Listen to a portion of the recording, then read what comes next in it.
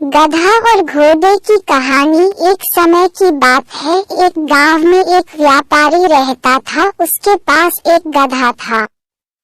वह जब भी व्यापार करने जाता तो अपना सारा सामान गधे पर लाद कर खुद पैदल जाता था।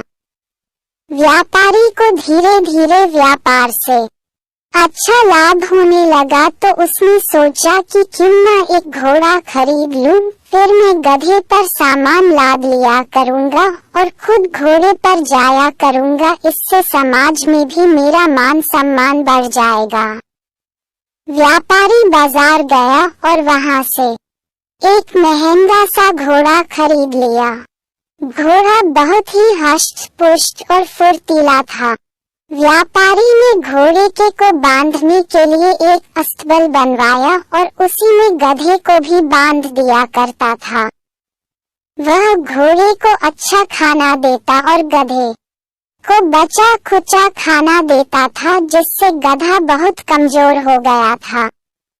व्यापारी जब भी व्यापार करने जाता तो गधे पर अपना सामान रख लेता और खुद घोड़े पर बैठकर जाता था।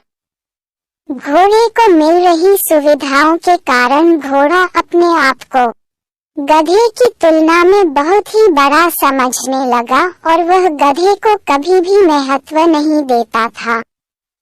घोड़ा अपने सभी कार्य तो गधे से करवा लिया करता था, किंतु वह गधे का कोई भी काम नहीं करता था।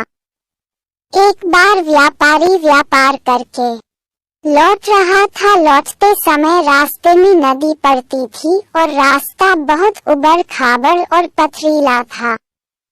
सामान का बोझ अधिक होने के कारण गधे से चला नहीं जा रहा था और उसे लग रहा था शायद यह उसके जीवन का आखिरी सफर है।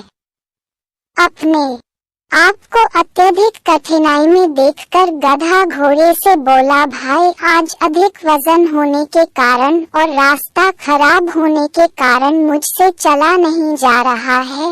आप तो इतने हष्ट पुष्ट हैं, कृपया मेरा कुछ सामान आप रख लीजिए, जिससे मेरा बोझ कम हो जाएगा और मैं आसानी से चल पाऊंगा।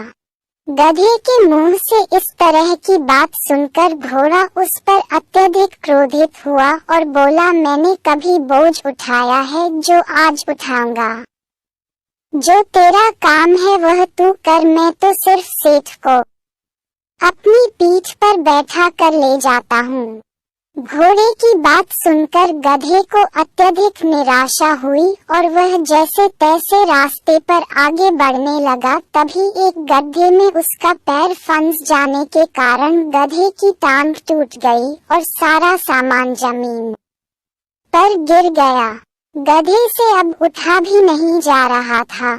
व्यापारी ने देखा कि गधे की टांग टूट गई है तो वह घोड़े से उतरकर गधे के पास आया और गधे के सारे सामान को घोड़े के ऊपर लाद दिया, साथ ही गधे को भी घोड़े पर ही बैठा दिया। अब घोड़े की हालत खराब हो चुकी थी और उसका घमंड भी चकनाचूर हो गया था।